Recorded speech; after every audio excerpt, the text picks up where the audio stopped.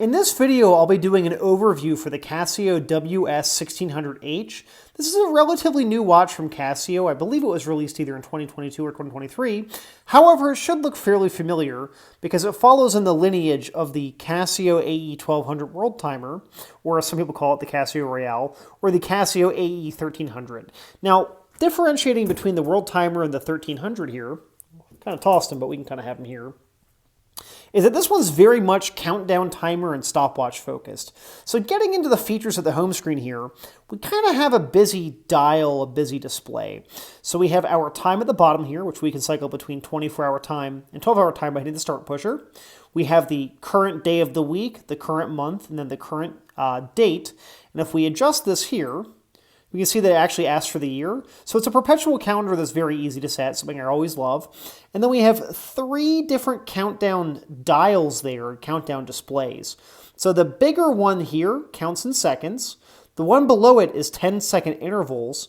And then the one here on the right, normally where that would be an analog watch, kind of like the AE1200 has there, it's actually going to be a kind of cubic circle that counts to 10 minutes there. So again, very timer focused, which with countdown timer being the big thing on there, it shouldn't be too surprising. Cycling through our modes here, we have our first one here that's a standard stopwatch. So I'm gonna push that one to get it going. And we do have splits on it, which will be kept up top there. You can see it there. And then to turn off the stopwatch, we have to hold in the adjust pusher. Next setting is the timer, just a standard countdown timer. And we actually see that it does use the displays at the top there, which is pretty nifty. Next one here is intervals. So this one's a little complicated, but we can set recurring intervals. So let's say 5 seconds, 10 seconds. We have minutes and seconds here, so up to an hour. And this would be helpful if you were trying to do like a relay race or something. Admittedly, this is not a feature I've used much on this watch because I've not come into an instance where it's useful, but I know why it's here, and I think it's pretty nifty. Next, we have our second time zone. I have it set to GMT -5. I live at GMT -7, so it's helpful to be able to see the East Coast time of the US here. We have a single alarm, and then we're back to the home screen. So a lot of timers here, a whole metric crap load of timers. Now, one thing that I do like is that with keeping the case shape of the previous world timers, we did also keep the 10-year battery life. We did keep the rather robust modding that we can do to the watch. And then, of course, we've kept the wonderful backlight. So nice amber backlight, I think is very attractive looking. And it's going to be kind of hard to see it, but truthfully, it's a very busy display.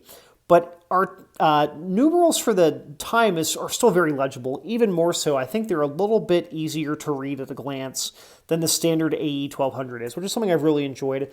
This has been a gym watch for me. I've worn it for timing my workouts and kind of timing my rest periods between lifts. I've really enjoyed it. I haven't scratched up the acrylic crystal yet. However, if I do, Polywatch will knock that out real quickly.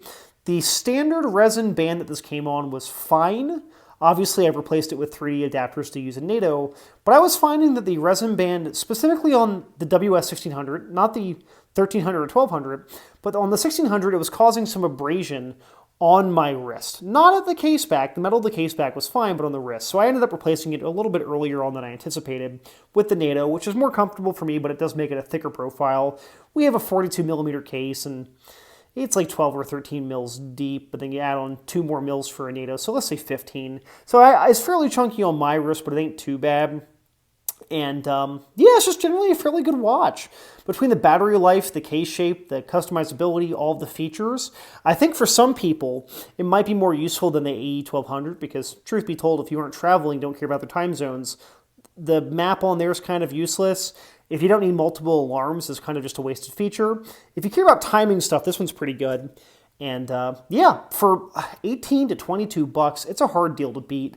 At time of recording this watch is currently like $19.50 on Amazon, and they have a 10% off coupon. So like $17 is about the same price as what a F91's going for.